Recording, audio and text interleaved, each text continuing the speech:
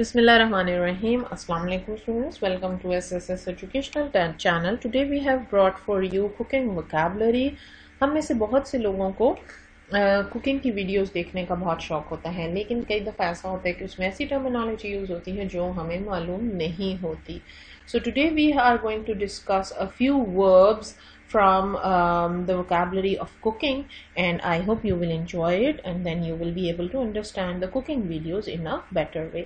The first word which we have chosen for you is season. You must have heard seasoning the chicken, seasoning the meat. So what is the meaning of the word season? To heighten or improve the flavor of food by adding condiments, spices, herbs, salt, pepper, etc. Season का मतलब होता है कि किसी भी chicken का या meet का फ्लेवर इम्प्रूव करना, उसके बीच में कोई हर्ब्स डाल के, कोई सॉल्ट डाल के, पेपर डाल के, डिफरेंट स्पाइसेस डाल के उसके फ्लेवर को इम्प्रूव करना, that is called seasoning. The next word is squeeze. Squeeze is squeezing orange or squeezing lemon. To press something firmly together with your fingers or hands to get liquid. लीमू निचोड़ने को squeezing the lemon कहते हैं. अगर orange का juice हम निचोड़ के निकालें तो it would be called squeezing oranges. The next word is drain. You must have heard the sentence draining rice or draining spaghetti. Generally after boiling we drain rice and we drain spaghetti, and the meaning is to make the water or liquid in something flow away. किसी चीज में से पानी निकाल देने को, पानी निचोड़ लेने को, उसको हम कहते हैं draining. When we put rice or spaghetti in a strainer to make the water or liquid flow away, it is called draining. अगर हम चावल या मैक्रोनीस या स्पगैटी उबाल के उनको किसी छलनी में डालते हैं ताकि उनका पानी निचड़ जाए तो इसको ड्रेनिंग कहते हैं. The next word is kneading. KNEAD, kneading. The initial K is silent. In English it is a rule that whenever K and N comes together, the K sound is always silent. Knead, kneading the dough or kneading the mixture. DOUGH is pronounced as dough. It is not the duff or whatever. It is dough. आटा गूंदने को हम कहते हैं kneading. ठीक है. To press a mixture of flour and water.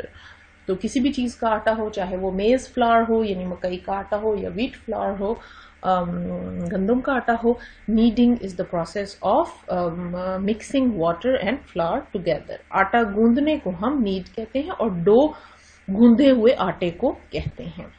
The next word is simmer. You must have heard this word. Simmering, the soup is left on the stove for simmering for about 5 minutes, or stew is simmering, or macaronis are simmering. To boil gently or to cook something slowly by boiling it gently. Boiling point से थोड़ा सा पहले जब उसमें bubbles उठना शुरू हो जाते हैं, उस टेम्परेचर को हम सिमरिंग टेम्परेचर कहते हैं, और लिक्विड्स के उस फॉर्म को हम कहते हैं कि simmering. The liquid is simmering now. It is not boiling but it is simmering.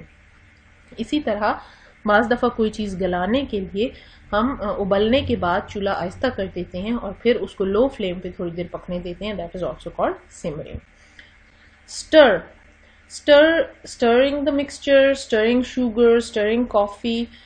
Stir का मतलब सिंपली है चमचा हिलाना. To move a liquid or substance around with a spoon or stick in order to mix it. It is called stirring.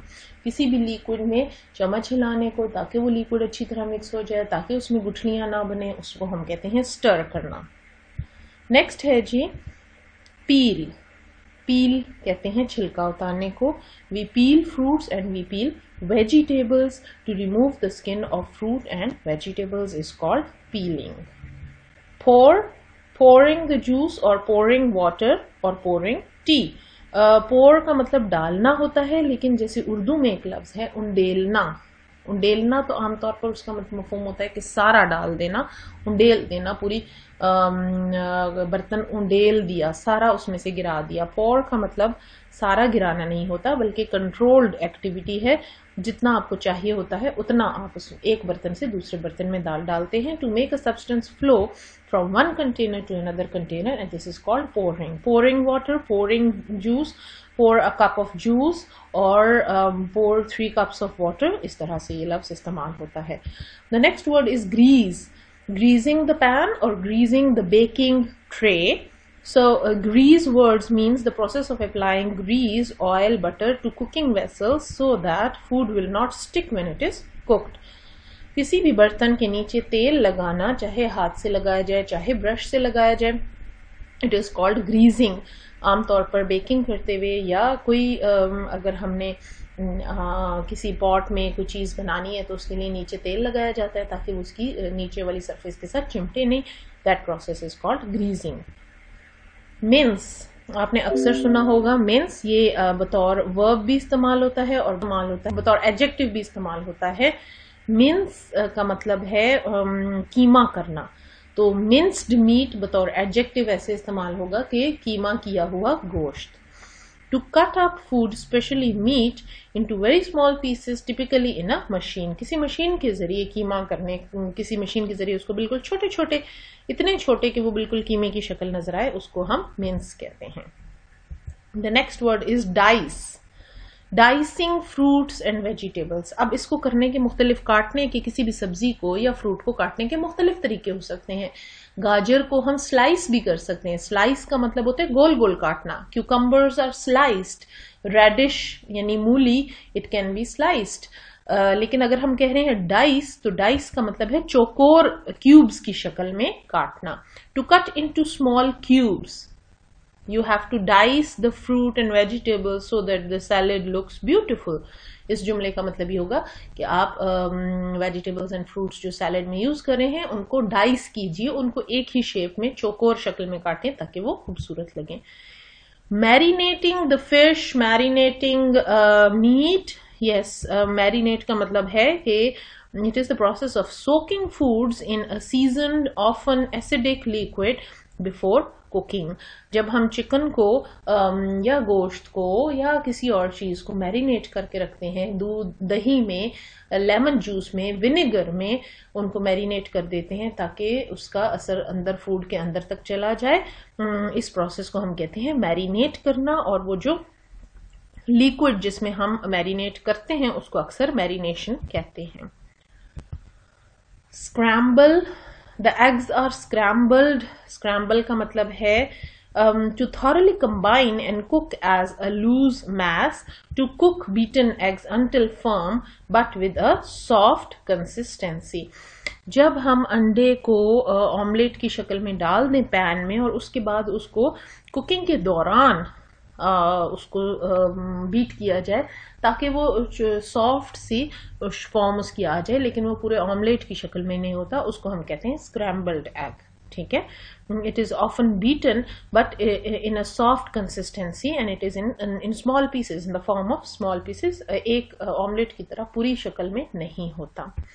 The next word is broiling meat और broiling fish.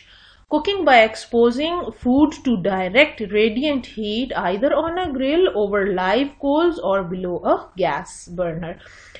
Broiling किसको कहते हैं? Broil उसको कहते हैं कि जब हम फूड को, पिक्चर में भी आप देख सकते हैं कि जब हम फूड को डायरेक्टली आग के ऊपर रखते हैं बगैर किसी बर्तन के, ठीक है, जैसे हम बारबेक्यू करते हुए करते हैं, या हम डायरेक्टली उसको ग्रिल के नीचे रखते हैं, तो इट इज कॉल्ड ब्रॉयलिंग. ठीक है. The next word is roll out. Roll out the cookie dough, roll out the pizza dough. This is called. The next word is roll out. Roll out the pizza dough, roll out the cookie dough.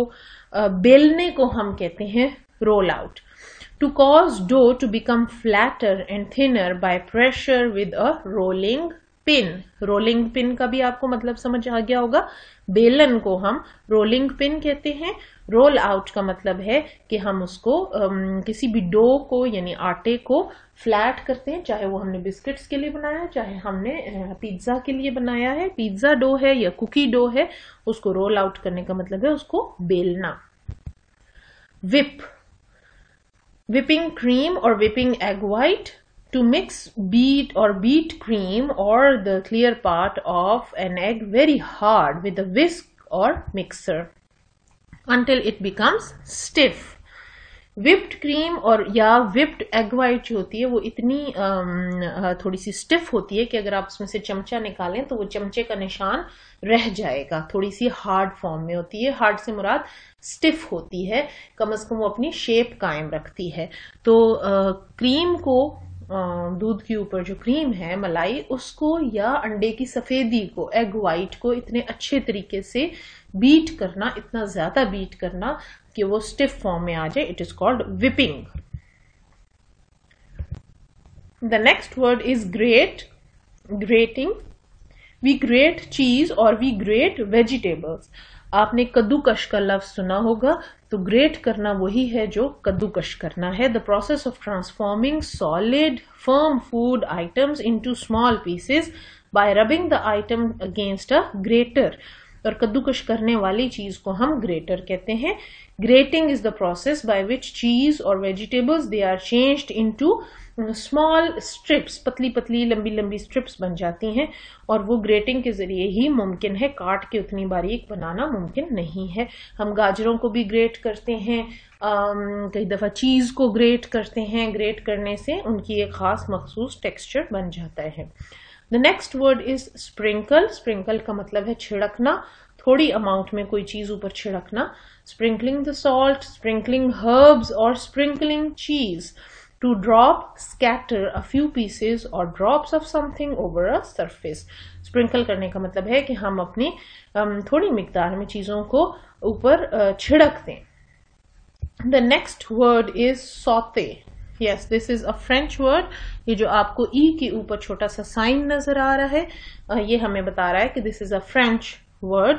Saute, saute the vegetables, a French word used to describe a method for cooking foods in a shallow pan using high heat. The food is cooked in the pan uncovered in a small quantity of butter or oil. थोड़ा सा oil या थोड़ा सा butter pan में डाला जाता है और उसके ऊपर वेजिटेबल्स डाली जाती हैं। प्याज को सौते किया जाता है, गाजरों को, ग्रीन अनियंस को, इसके अलावा मुख्तलिफ वेजिटेबल्स को हम सौते कर सकते हैं। सौते करने का मतलब ये कि थोड़ी देर के लिए हम उनको पैन में डालते हैं, तकरीबन 2, 3, 5 मिनट तक, और उनको जल्दी जल्दी साथ स्टर करते हैं, चम्मच हिलाते हैं, और उनका कलर हल्का सा चेंज हो जाता है। स्पेशली अगर आप प्याज को सौते करते हैं तो प्याज का कलर वाइट हो जाता है, ट्रांसपेरेंट की तरह का हो जाता है। तो दिस इज कॉल्ड सौते।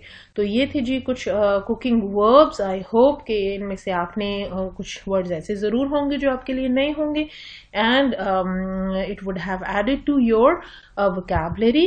इंशाल्लाह इस तरह की और वीडियोस के लिए हमारा चैनल सब्सक्राइब करें ताकि आपको आने वाली हर नई वीडियो टाइम पर मिलती रहे।